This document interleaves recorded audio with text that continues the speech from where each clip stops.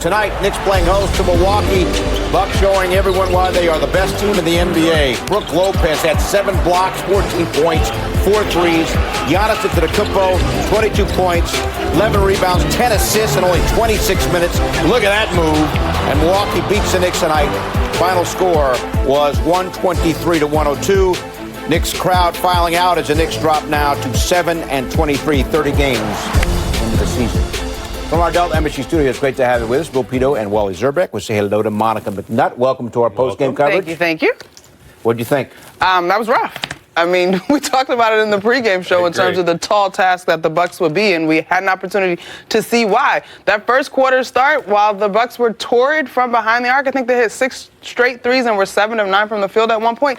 It's tough to recover from a deficit like that early in a ball game. Yeah, the Knicks definitely fought back in the second quarter, but they just came out with that barrage of threes. And Brook Lopez, I mean, he had a season high in threes in the first half. In almost the first quarter, 3 was his season high. He ended up with 4 at the half, and then he continued to pile it on. He was great on the defensive end of the floor, too. This Bucks team, too, they were missing 2 rotation guys. Wesley Matthews and Eric Bledsoe.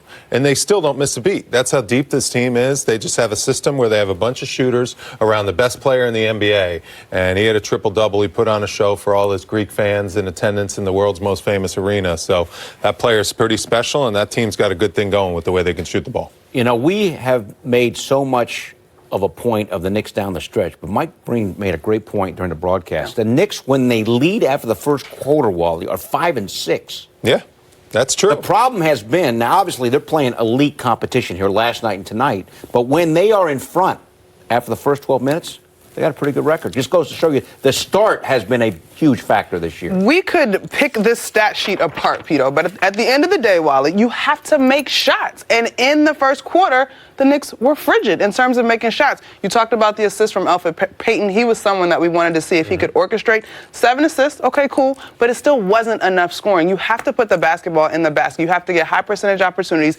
Yeah, Giannis Antetokounmpo takes up a ton of space, both offensively and defensively, but Julius Randle, Bobby Portis, we got to get some downhill motion to get some high percentage opportunities, and then the rim begins to open up from behind the arc. You know, you make a good point about Payton because he started. Frank Ntilikina, before tonight, had started 23 games. Payton starts tonight. Didn't really help him, even though Payton had 7 assists. Knicks, while in the first quarter, made only 9 field goals, and Payton assisted on 7 of those 9. But, yeah, they were down by 14 after the first quarter, even with Payton in the starting line. That's the three-point shot.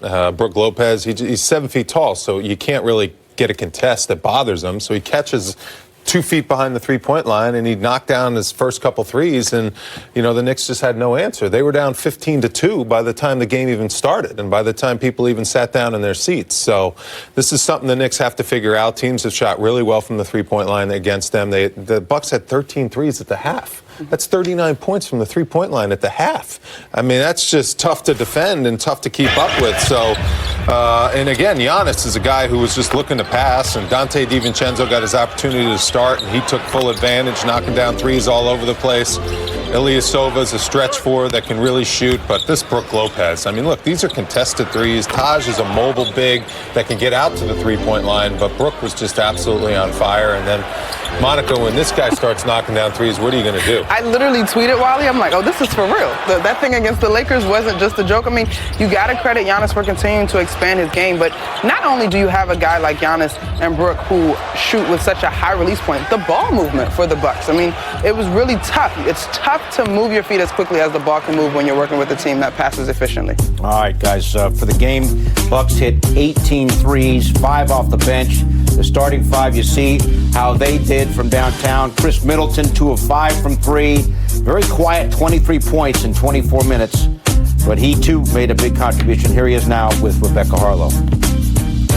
Thanks, Bill. Khris, 37 points for your Bucks team in the first quarter there. How did you break down this defense so effectively early? Just playing hard. I think Giannis did a great job of just reading the defense. 2 or 3 guys at Gardner, we just find an open guy, and we were knocking down shots for him. Elfrid Payton got this start tonight. Obviously, last time you two faced each other, he wasn't in the lineup. Does he bring a different factor to this team? Yeah, he's a veteran guard that knows how to get guys involved, knows how to run the offense, and he's a great competitor and great defensive player also.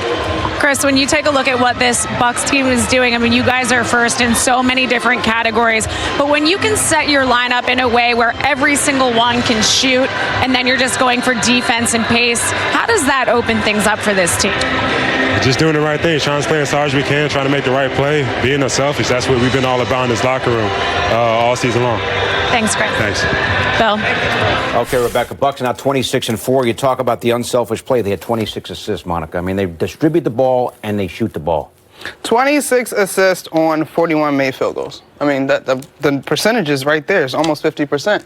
But on the other end, you have an opportunity to defend, rebound, and share the basketball on the flip side for the Knicks. And so while the shooting was an area that left room for improvement, I still think you have to look to get quality opportunities. And I just don't know in that first half how many quality looks the Knicks had and just missed. Yeah, this Bucks team, they seem bigger at every position, longer. You know, Dante DiVincenzo as a guard is a big guard. He was playing point. Middleton's a big two. Giannis is obviously one of the longest, wings in the league.